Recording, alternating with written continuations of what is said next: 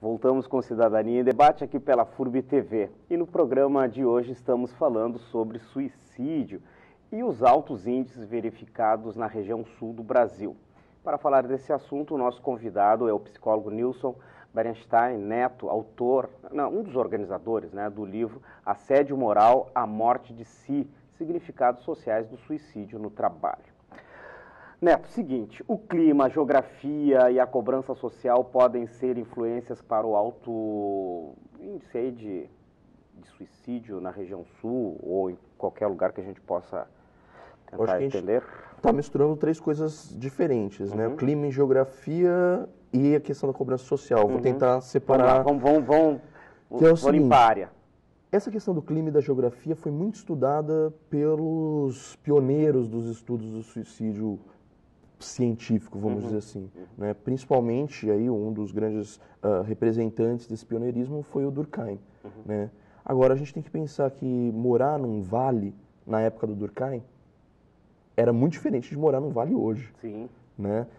As condições específicas de geografia daquele momento histórico eram bastante diferentes do que são hoje, dado o desenvolvimento que a sociedade teve de lá para cá, principalmente tecnológico, que possibilitou uma série de outras coisas. O isolamento do sujeito que morava no vale, por exemplo, era muito maior do que hoje.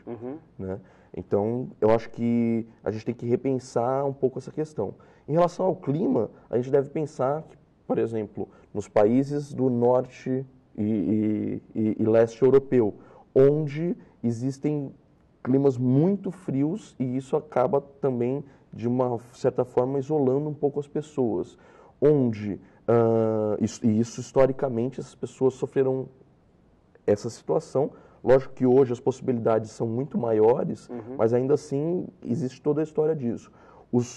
As longas noites e longos dias. Você imagina lugares onde o sol só vai surgir às 9 da manhã e desaparece às 3 da tarde? Exato. Ou lugares que não tem noite.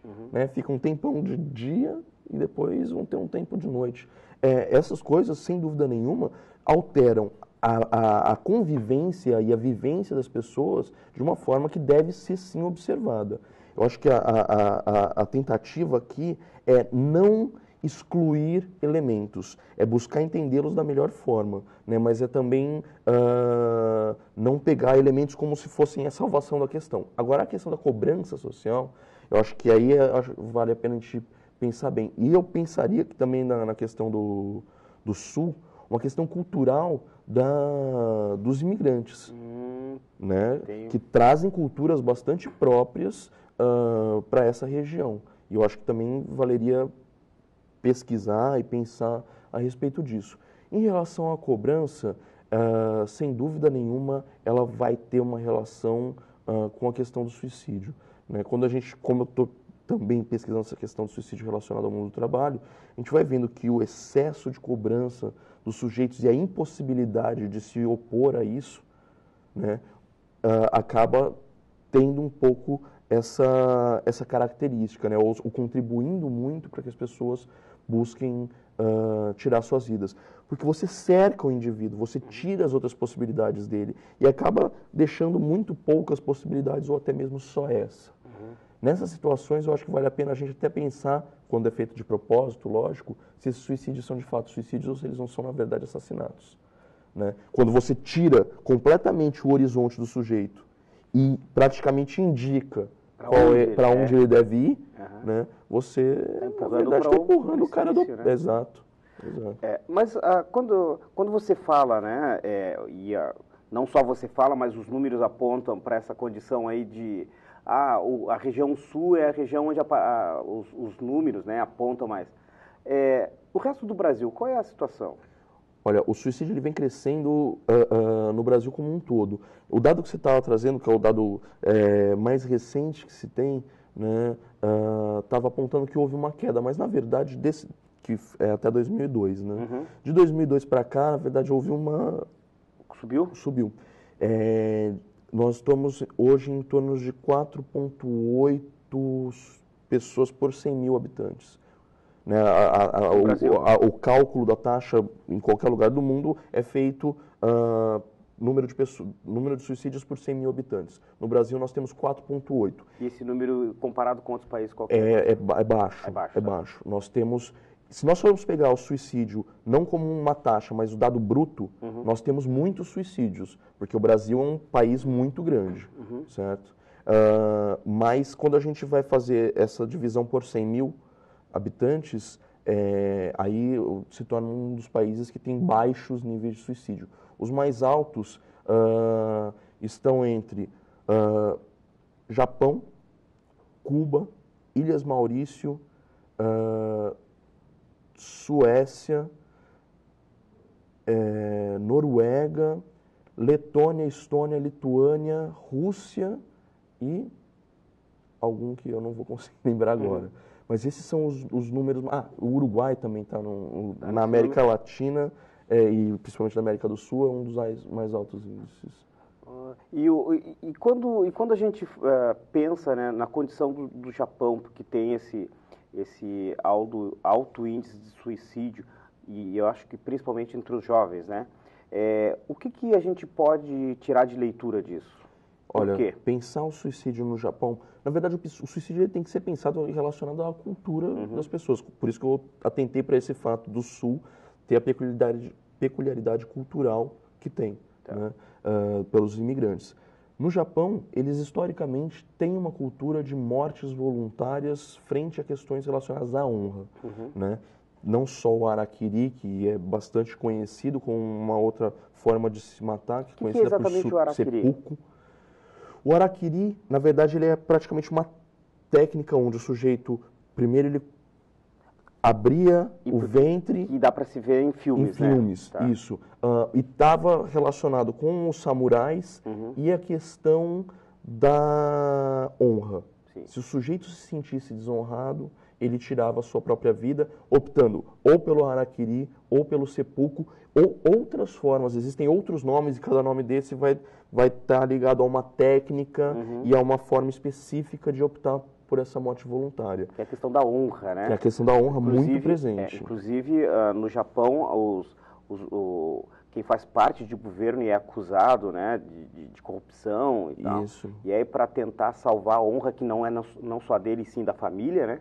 Eles optam por tirar a vida. Né? Teve um banqueiro, alguns anos atrás, japonês, que foi pego numa falcatrua muito grande e sem querer ter dó de banqueiro de jeito nenhum, e ele cometeu um harakiri por conta disso. E no Brasil? No Brasil nós vamos ter casos assim que envolve o Brasil colônia, né? Principalmente por termos aqui escravos, né, étnicos com os negros e com os índios, né? Que relação nós podemos tirar aí, né, nessa condição do negro escravo, né, que muitos optavam por tirar a vida, inclusive, né? A gente tem que pensar que esses sujeitos eles eram desenraizados dos seus lugares, né, dos seus lugares natais, dos lugares onde eles nasceram, eram escravizados, eram caçados, transportados já como escravos para serem vendidos aqui. O que acontece é que muitas etnias africanas acreditavam que ao morrer fora do seu lugar de origem, eles retornavam para lá.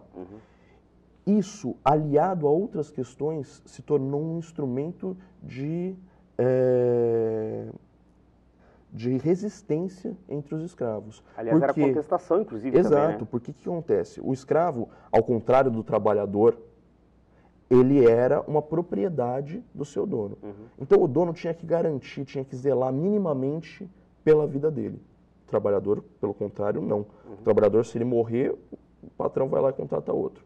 No caso do escravo, quando ele morria, ele estava dando um prejuízo para o seu senhor.